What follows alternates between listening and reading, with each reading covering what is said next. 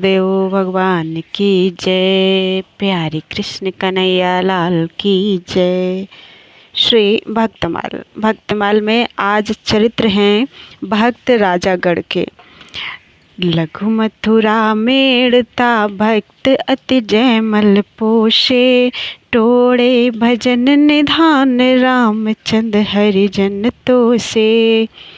अभय राम इक रसहि नेम नीवा के भारी, करमसि सुरतान भगवान वीर भूपति व्रतधारी।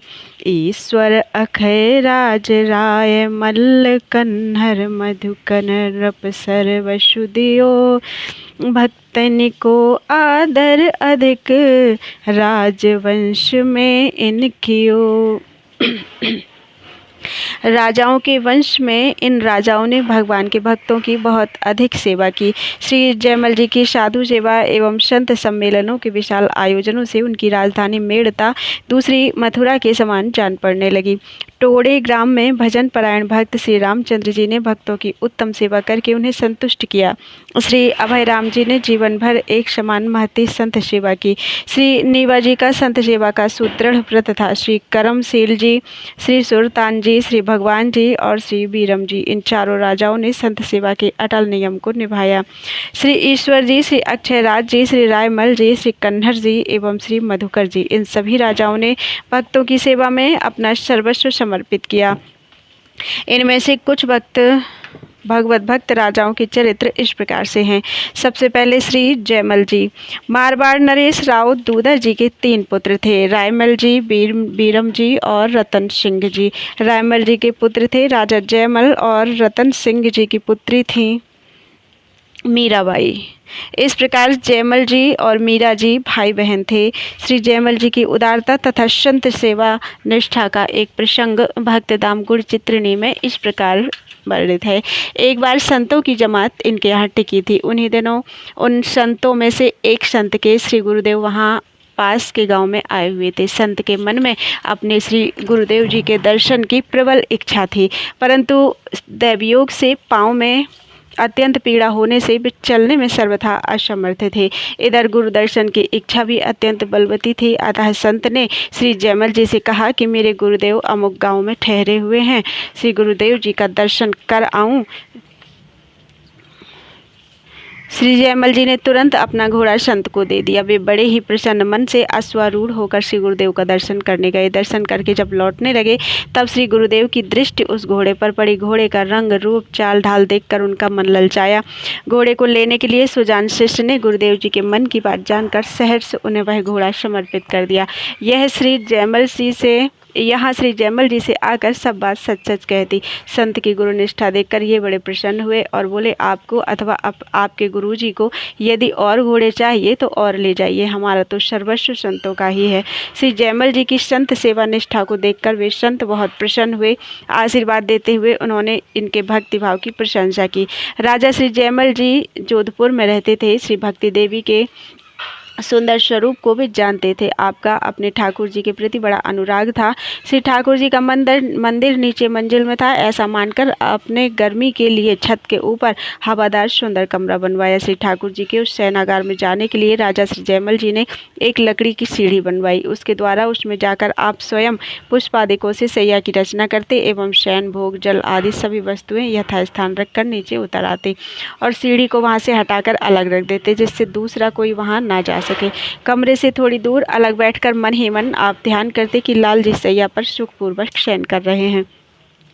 भगवत सेवा के इस रहस्य को आपकी रानी भी नहीं जानती थी। एक बार रात में उसने सीढ़ी लगाई और थोड़ा सा पर्दा हटाकर झांका तो उसे एक सुंदर सुकुमार किशोर बालक शयन करता हुआ दिखलाई पड़ा। रानी पुनः चुपचाप उतर आई और निश्चेनी को यथास्थान रखकर महल में चली गई। प्रातःकाल आकर रानी ने अपने पतिदेव को सब बात सुनाई और कहा कि मेरा मनोरथ पूर्ण हो गया। राजा श्री जयमल जी ने उसे डांट फटकार कर डरा दिया और फिर कभी ऐसा नहीं करना और मन ही मन यह जानकर प्रसन्न हुए कि इसके बड़े भाग्य हैं जो इसे श्री लाल जी के दर्शन हो गए। श्री प्रियादास जी ने इस घटना का अपने कवित्तों में इस प्रकार वर्णन किया है। मेरते बसत भूप भक्ति को स्वरूप जाने जयमल अनूप जाकी कथा कही आए हैं। करी साधु सेवा रीति प्रीति की प्रतीति भई नई एक सुनो हरि कैसे के लड़ाए हैं। नीचे मानी मंदिर सो सुंदर विचारी बात छात पर बंगला के चित्र ले बनाए हैं। विविध बिछौना सेज राजत उड़ौना पान दान धरी सोना जरी पर दसवाए हैं।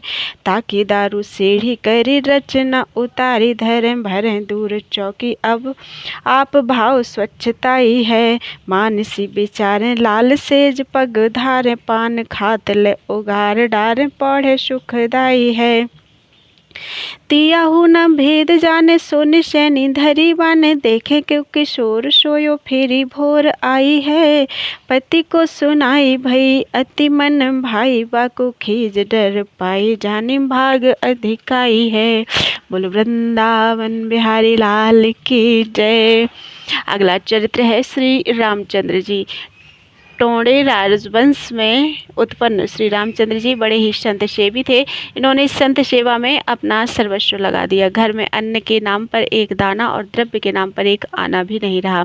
तब कुछ दिनों तक आपने इधर उधर से कर्ज लेकर संत सेवा की, लेकिन इस तरह कब तक सेवा होती। कुछ दिनों के बाद बाजार के हजारों रुपए कर्ज हो गए। अब लोगों ने उधार देना बंद कर दिया। तब इन्हें बड़ी चिंता हुई कि अब कैसे संत सेवा होगी और कर्जे को कैसे चुकाया जाएगा।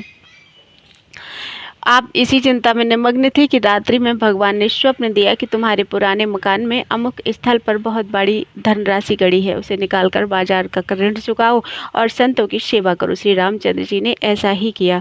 बोलो वृंदावन बिहारी लाल की जय। अगला चरित्र है श्री रायमल जी। श्री रायमल जी जोधपुर नरेश श्री राव मालदेव के पुत्र हैं। ये सिवाड़ा के जागीरदार थे। इनका भगवत प्रेम अनुपम था। श्री कल्याण दास जी आपके पुत्र थे, जो बड़े ही वीर और बड़े भक्त थे। परम संत सेवी राजा रायमल से एक दिन इनकी भोली वाली पत्नी ने पूछा, आप संतों की सेवा क्यों करते हैं। इस पर रायमल जी ने बताया कि संतों की सेवा से भगवान प्रसन्न होते हैं। यदि भगवान का दर्शन करना हो तो सबसे सुगम उपाय संत सेवा ही है। सरल हृदय पत्नी पति की बात मानकर भगवत दर्शन की अभिलाषा से संत सेवा करने लगी। इसके प्रभाव से आकृष्ट होकर भगवान ने उस महाभागवती को चतुर्भुज रूप धारण कर दर्शन दिया।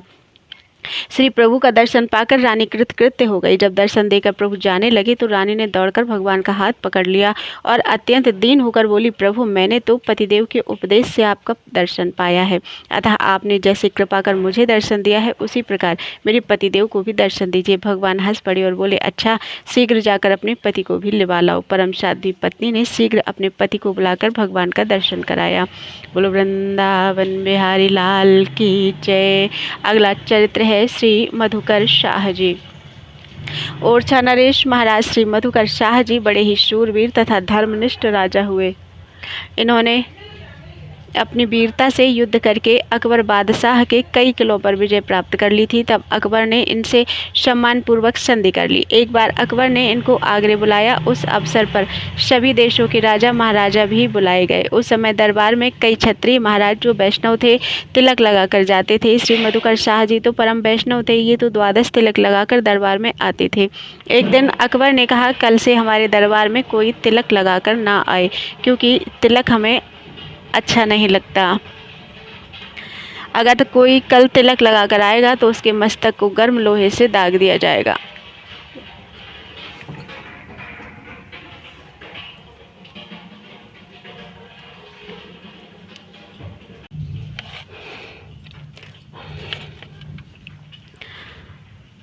बादशाह के आदेश पर दूसरे दिन कोई भी राजा दरबार में तिलक लगाकर नहीं आया, परंतु श्री मधुकर शाह जी उस दिन रोज की अपेक्षा और भी बड़ा एवं अधिक चमकीला तिलक लगाकर दरबार में उपस्थित हुए। अकबर बादशाह ने देखा कि आज सभी राजा लोग बिना तिलक लगाए ही आए हैं, केवल एक मधुकर शाह जी ही तिलक लगाकर आए हैं। आज्ञा भंग हुई देखकर अकबर को क्रोध आ गया। उसने कड़क कर कहा, मधुकर शाह आप मुझे नहीं जानते हैं कि मैं कौन हूँ। मैंने आप सभी को कल आज्ञा दी थी कि कोई तिलक लगाकर मत आना, फिर आप तिलक लगाकर क्यों आए। तुमने मेरा हुक्म तोड़ा इसलिए तुम बागी हो, अब तुमको इसका दंड भोगना पड़ेगा। यह सुनकर श्री मधुकर शाह जी ने बड़ी निर्भीकता से वीरतापूर्वक उत्तर दिया कि मैं जानता हूँ आप बादशाह हैं, कल आपका हुक्म भी मैंने सुना था, लेकिन आपकी बादशाही से बढ़कर मैं अपने इष्ट देव परमात्मा की बादशाही को मानता हूँ। उस परमात्मा का चरण चिन्ह स्वरूप यह तिलक है। नित्य मस्तक पर धारण करने के लिए मुझे गुरुदेव की आज्ञा है। उस आज्ञा से बढ़कर मैं आपकी आज्ञा को नहीं मानता। मैं प्राणों से बढ़कर धर्म को मानता हूँ। श्री मधुकर शाह ने निर्भीकतापूर्वक ललकारा, आए देखूं कौन मेरे सामने तिलक मिटाने और मस्तक दागने आता है। मैं आज दिखा दूंगा कि आज भी श्री राम के वंशज क्षत्रियों में क्या ताकत है। इस वीरवाणी को सुनकर क्षत्रियों का खून खौलने लगा। सभी के दिल में हिंदू धर्म का जोश जाग उठा। धन्य धन्य की आवाज़ें आने लगी। कोई कोई कहने लगे, एक और मधुकर शाह, एक और बादशाह। देखो दोनों में आज क्या निर्णय होता है। अकबर बादशाह बड़ा ही बुद्धिमान था। जब उसने देखा कि सभी क्षत्रिय राजा भड़क उठे हैं, यदि ये सभी बागी बन गए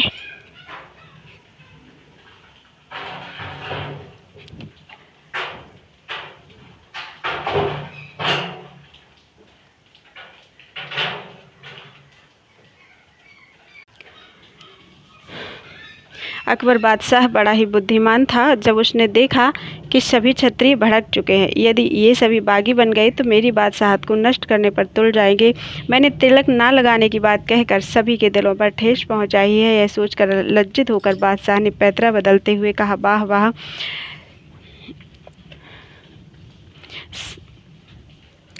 इस प्रकार अकबर के दरबार में महाराजा मधुकर शाह की जयध्वनि से आकाश गूंज उठा। दूसरे दिन से सभी राजा तिलक लगाकर दरबार में आने लगे। वैष्णवों के ऊर्ध्वपुंड तिलक का दरबार में दबदबा हो गया। आपकी भक्ति के चमत्कार से भगवान के मंदिर का द्वार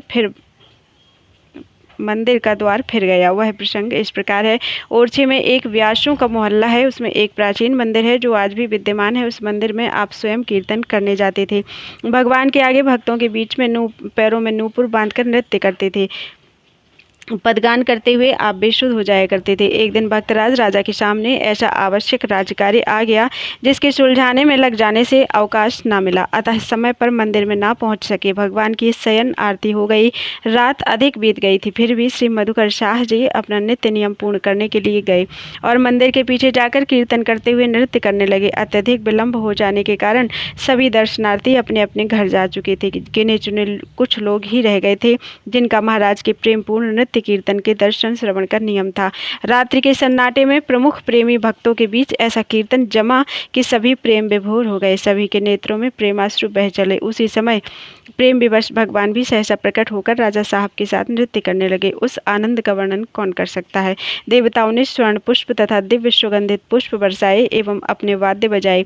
राजा को दर्शन देकर प्रभु ने कृतार्थ किया। उसी समय मंदिर का द्वार घूम गया। कहते हैं कि उनमें से कुछ सुवर्ण पुष्प आज भी सुरक्षित हैं। जब नया राजा गद्दी पर बैठता है तब उन फूलों के दर्शन कराए जाते हैं।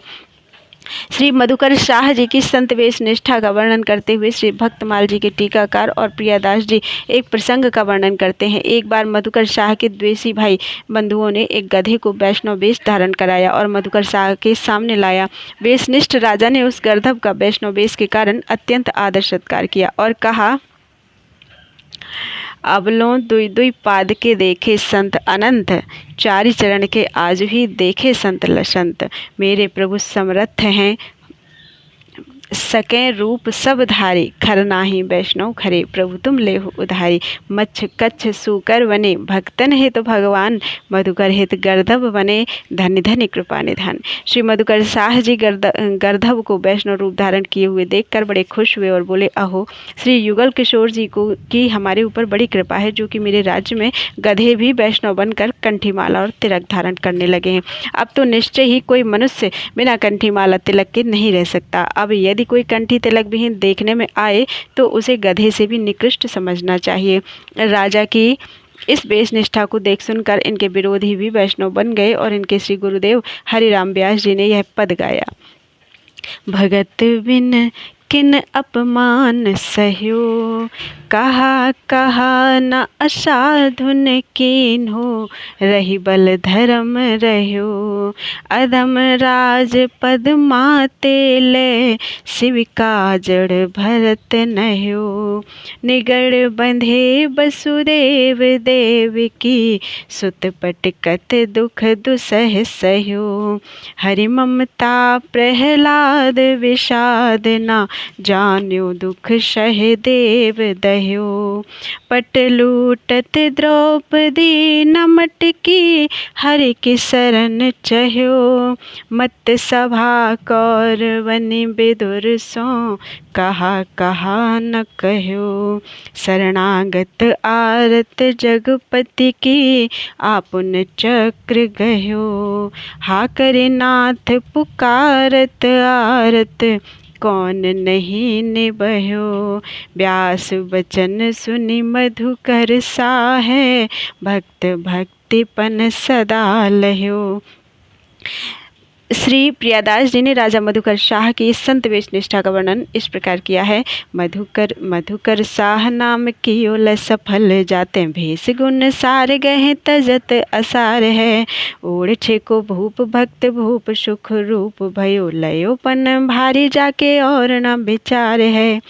कंठी धरी आवे कोई धोए पग, पीवे सदा भाई दुखी खर गर, डार्यो माल भार है।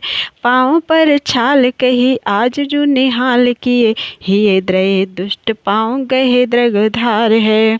बोल वृंदावन बिहारी लाल की जय। अगला चरित्र है श्री खेमाल रत्न जी राठौर। रैना पर गुण राम भजन भागवत उजागर, प्रेमी प्रेम किशोर उदर राजा रत्नाकर। हरिदासन के दास दशा ऊंची ध्वजधारी, निर्भय अनन्य उदार रसिक जस रसना भारी। दसधा संपत्ति संत बल, सदा रहत प्रफुल्लित वदन। खेमाल रतन राठौर के, अटल भक्ति आई सदन। श्री खेमाल रत्न जी राठौर वंशीय क्षत्रिय थे। आपके घर में भक्ति ने अचल होकर निवास किया। आपके सुपुत्र श्री राम रयन जी श्रेष्ठ गुणों से युक्त थे और श्री राम जी के भजन में सदा तत्पर रहते थे। आप परम प्रसिद्ध भगवान के भक्त थे। श्री खेमाल जी के पुत्र श्री राम रयन जी के पुत्र श्री किशोर सिंह जी भगवत प्रेमियों से प्रेम करने वाले थे। समुद्र के समान गंभीर हृदय वाले सद्गुण रत्नों के निधान थे।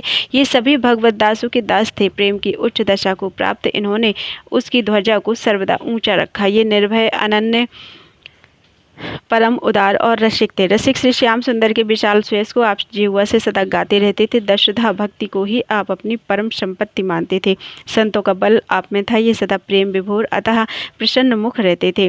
श्री खेमाल रत्न जी के विषय में विशेष विवरण इस प्रकार है। ऐतिहासिक विशेषज्ञों के अनुसार जोधपुर के शासक राव सूजा के पुत्र उदा ने विक्रम संवत 1539 में जैतारण पर आक्रमण किया और सीधालों को परास्त कर नया राज्य स्थापित किया। इनके वंशज उदावत राठौड़ कहलाए। परम प्रतापी राव उदा के पुत्र खीवकरण अर्थात खेमकरण ही खेमाल नाम से प्रसिद्ध हुए। इनका जन्म भाद्र शुक्ल एकादशी संवत 1537 विक्रम में हुआ। ये भगवत भक्त होने के साथ साथ अपने काल के महत्वपूर्ण वीरों में से एक थे। धर्म रक्षार्थ इन्होंने कई संग्राम किए। जोधपुर के मालदेव के समय में जैताजी, कूपाजी और पंचायन के साथ लेकर सातशाह शेरशाह की विशाल सेना से श्री खेमाल जी ने इतिहास प्रसिद्ध संग्राम लड़ा। तभी से वीरों में आपको बड़ा सम्मान प्राप्त हुआ। पुनः शेरशाह से मालदेव का प्रसिद्ध युद्ध गिरी में हुआ, जिसमें धोखे के कारण मालदेव वापस लौट आए। पर श्री खेमाल जी प्रमुख सरदारों को साथ लेकर संग्राम में डट गए। आपने 10,000 सैनिकों के साथ शेरशाह की 80,000 सेना पर भीषण प्रहार किया। यह युद्ध विक्रम संवत 1600 में हुआ। इनके प्रचंड आक्रमण से शेरशाह की फौज के छक्के छूट गए। विजय शेरशाह की अवश्य हुई, पर उसके थोड़े से सैनिक ही बचे। प्रायः सभी क्षत्रिय वीर गति को प्राप्त हुए। शेरशाह ने इस विजय को धिक्कारा और कहा कि खुदा का शुक्र है जो जान बची, वरना मुट्ठी भर बाजरे के लोभ में दिल्ली की सल्तनत खो देता। श्री नाभाजी ने श्री खेमाल जी और उनके पुत्र राव रतन सिंह जी दोनों का चरित्र एक साथ एक छप्पे में लिखा है, पर ये दो भक्त हैं। श्री राव रतन राठौर का जन्म 1577 विक्रम संवत भादो सुदी पंचमी को हुआ। ये जयतारण के तीसरे राजा थे। संवत 16 में 23 वर्ष की आयु में आप जयतारण की गद्दी पर बैठे।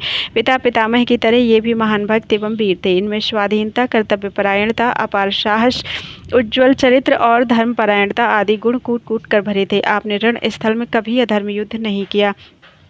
वीर एवं भगवत भक्त का चाहे वह शत्रु ही क्यों न हो, उसका सर्वदा सम्मान किया। ये जैसे महान वीर थे वैसे ही उदार दाता भी थे। देहरिया, गेहावास, लाखा, वासणी गांव चारण भक्तों को दान में दिया। आपकी वीरता के अनेक उदाहरण इतिहास में प्रसिद्ध हैं। विक्रम संवत 1610 में राव मालदेव ने मेरते राजा जयमल पर चढ़ाई की। राव रतन सिंह जी उस युद्ध में मालदेव की ओर से लड़ रहे थे। आपने अपने सामंत देईदास के साथ जयमल जी की सेना पर भयंकर प्रहार किया। देईदास जब जयमल जी पर बर्छी छोड़ने लगे तब राव रतन सिंह ने कहा, राव उबरो। फिर देईदास ने बर्छी नहीं चलाई। इस युद्ध में जयमल की सेना हार गई थी। जयतारण में ही इनका अंतिम युद्ध अकबर की सेना के साथ हुआ था। उसी युद्ध में महान पराक्रम प्रदर्शित कर संवत 1614 चैत बदी दशमी को राव रतन सिंह जी प्रशंसित वीरगति को प्राप्त हुए। इस युद्ध का वर्णन कविवर दूदो बिलास ने राठौर रतन सिंह री बेली नामक काव्य में किया। इसमें 63 छंद हैं। दल असंख्य दिल्ली तणो गिणया उदा गोत, रंगता से चे रतन से जय तारण रण जोत। धर्म विरोधी यवन सेना का अपने खाड़ों से संहार करने वाले राव रतन सिंह ने अपनी कीर्ति को अचल कर दिया। इस प्रकार स्वतंत्रता प्रेमी राव रतन सिंह जी ने उज्ज्वल आदर्श प्रकट किया। इस क्षेत्र की जनता इन्हें देवतुल्य मानकर समाधि पर श्रद्धा सुमन चढ़ाती है। अब नया स्मारक भी बन गया है। जयतारण में एक सिद्ध संत श्री गूदड़ बाबा थे। राव रतन सिंह जी उनसे प्रभावित थे, उनके परम भक्त थे। वहीं श्री गोपाल जी का मंदिर है। इनके वंशज उसे अपना गुरुद्वारा मानते हैं। इन्हीं राव रतन सिंह जी के पुत्र श्री राम रयन जी थे। आपने रामट ग्राम में अपनी गद्दी स्थापित की। इनके पुत्र श्री किशोर सिंह जी हुए। बोलो वृंदावन बिहारी लाल की जय। अगला चरित्र है श्री राम रयन जी। अजर धर्म आचर्यो लोक हित मनो नीलकंठ, निंदक जग अनिराय कहा महिमा जाने गो भूसठ। विदित गंधर्वी ब्याह कियो दुष्यवंत प्रमाणे, भरत पुत्र भागवत स्वमुख सुख देव बखाने। और भूप को छवे सके दृष्टि जाय नाहिन धरी, कल जुग भक्ति कर री कमान राम रैन के रिजु करी। इस कलयुग में भक्ति का और धर्म का पालन बहुत कठिन है, परंतु श्री राम रयन जी ने इस कठिन कार्य को बड़ी सरलता के साथ संपन्न किया। इन्होंने वैष्णव धर्म का इस विधि से पालन किया कि उसमें कभी जीर्णता नहीं आई, वह सदा नवीन बना रहा। श्री शंकर जी के समान आप सभी लोगों का कल्याण करने वाले थे, पर निंदक दुष्ट वे भला आपकी महामहिमा को कैसे जान सकते हैं। जैसे राजा दुष्यंत ने शकुंतला से विवाह किया और उनसे महान प्रतापी पुत्र श्री भरत परम भागवत हुए, जिनका वर्णन श्रीमद् भागवत में श्री सुखदेव जी ने किया है। उसी प्रकार आपने गंधर्व विधि से अपनी कन्या का विवाह रास बिहारी श्री कृष्ण के साथ किया। आपने जैसी भक्ति का आचरण किया, दूसरे राजा लोग उसे मन में ला भी नहीं सकते। आचरण करना तो बहुत दूर रहा, इस ओर दृष्टि करके वे लोग देख भी नहीं सकते। एक बार शरद पूर्णिमा की रात में, जिसको चंद्रमा की चांदनी छिटकी हुई थी, उसमें रासलीला का भव्य आयोजन हुआ। राजा श्री राम रयन जी एवं उनकी रानी दोनों रास का दर्शन कर रहे थे। नृत्य गान को पूर्ण कर प्रेम रस में सराबोर युगल किशोर सिंहासन पर विराजमान हुए। उस समय राजा राम रयन जी ने प्रेम विभोर होकर अपने मंत्रियों से पूछा कि ठाकुर जी को क्या भेंट करना चाहिए। भक्त ब्राह्मण मंत्री ने कहा, राजन, जो वस्तु आपको सर्वाधिक प्रिय हो वही प्रभु को अर्पण करना चाहिए। यह सुनकर राजा ने अपने मन में सोचा और विचारा और निश्चय किया कि घनी घटा के समान जिसमें सौंदर्य छाया है वही अपनी प्रिय कन्या श्री ठाकुर जी को भेंट में देने योग्य है। तत्पश्चात आप महल में गए और वस्त्राभूषणों से विभूषित अपनी कन्या को लिवा करवा लाए और उसे रास बिहारी श्री कृष्ण को अर्पण कर दिया। पश्चात विधि विधान के अनुसार भावनें पड़ी, विवाह हुआ, बहुत सी संपत्ति दहेज में दी तथा न्योछावर की। बोल वृंदावन बिहारी लाल की जय। श्री रामरैन जी की रानी। आज आरज को उपदेश सुतो उर्नी के धार्यो, नवधा दसधा प्रीतियान धर्म सवै बिसार्यो, अच्युत कुल अनुराग प्रगट पुरुषार्थ जान्यो, सारा सार विवेक बात तीनों मन मान्यो, ता सत्व अनन्य उदारता संतन मुख राजा कही, हरि गुरु हरिदासन निसो राम घरन साची रही। राजा रामरैन जी की धर्मपत्नी श्री हरि गुरुदेव एवं संतों के प्रति सदा सच्ची रही। इन्होंने इससे कभी छल कपट नहीं रखा। अपने पतिदेव के उपदेशों को तो उन्होंने अच्छी प्रकार से हृदय में धारण किया। नवधा दशधा भक्ति के आचरण में ही इन्हें प्रीति थी। दूसरे लौकिक धर्मों को बिल्कुल भुला दिया। वैष्णवों से प्रेम करना ही श्रेष्ठ पुरुषार्थ जाना। सत्य को ग्रहण और असत को त्याग कर देने के विवेक आप में था। दासत्व, अनन्यता और उदारता, ये तीनों बातें आपके मन में बसी हुई थी। इनकी प्रशंसा संतजन तथा स्वयं राजा रामरैन जी अपने मुख से करते हैं कि एक बार राजा रामरैन जी तथा उनकी रानी दोनों श्री मथुरा जी आए। साधु ब्राह्मणों की सेवा करते हुए कुछ दिन वहीं रहे। जो धन आप साथ में लाए थे वह संपूर्ण धन साधु ब्राह्मणों की सेवा में समाप्त हो गया। घर वापस जाने के लिए मार्ग व्यय भी नहीं बचा। जब वापस लौटने का विचार हुआ तो उस समय राह खर्च का प्रश्न उपस्थित हुआ। रानी के हाथों में जड़ाऊ कंगन थे, उन्हीं पर राजा की दृष्टि पड़ी। रानी ने हाथ के कंगन उतारकर राजा के आगे रख दिए और कहा कि इन्हें बेच दीजिए। श्री रामरैन जी उन्हें बेचने बाजार को गए। संयोगवश गोस्वामी श्री नाभा जी इन्हें मार्ग में मिल गए। इन्होंने प्रसन्न होकर दंडवत करते हुए दोनों कंगन उन्हें हाथों में पहना दिए। रानी ने महाराज को बुलाकर कहा, आपने बहुत ही अच्छा किया। रानी की निष्ठा देखकर राजा उस पर प्रेम विभोर हो गए। इसके पश्चात किसी से कर्ज लेकर आप अपने नगर को वापस आए और उसको धन भेजकर कर्ज चुकता किया। बोल वृंदावन बिहारी लाल की जय। अगला चरित्र है श्री किशोर सिंह जी। पायन नूपुर बांधि नृत्य नग धर हित नाचो, राम कलश मन रली शीस ताते नहीं बाँचो, बानी विमल उदार भक्ति महिमा विस्तारी, प्रेम पुंज सुठ शील विनय संतन रुचिकारी, सृष्टि सराहे राम शुभ लघु वेश लक्षण आरज लिया, अभिलाष उभय खेमाल का ते किशोर पूरा किया। श्री खेमाल रत्न जी के दो मनोरथों को श्री किशोर सिंह जी ने पूर्ण किया। पैरों में नूपुर बांधकर आप श्री गिरधर लाल जी के सामने नित्य नृत्य करते थे और दूसरे श्री रामचंद्र जी की सेवा के निमित्त अत्यंत आनंद पूर्वक घड़ा भरकर मधुर जल लाते थे। इस सेवा से आपका सिर कभी वंचित नहीं हुआ। आपकी वाणी निर्मल और उदार थी, उससे आपने भक्ति की महिमा का विस्तार किया। आप श्री रामकृष्ण के प्रेम की राशि, सुंदर स्वभाव, विनयशील एवं भक्तों को प्रिय लगने वाले थे। सारा संसार बड़ाई करते हुए कहता था कि छोटी अवस्था में ही श्री रामरैन जी पुत्र श्री किशोर सिंह जी ने महत्पुरुषों के लक्षणों को धारण कर लिया।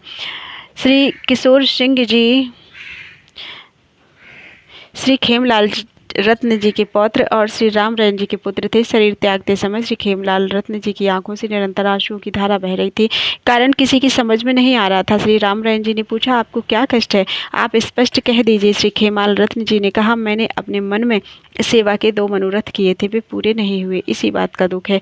वे कौन से मनोरथ हैं? यह पूछने पर आपने कहा, 2 में से एक तो यह है कि मैं भगवान श्री सीताराम जी के लिए अपने सिर पर रखकर जल भरा कलश नहीं लाया। दूसरा यह है कि पैरों में घुंघरू बांधकर कभी भगवान श्री कृष्ण चंद्र जी के आगे मैंने नृत्य नहीं किया।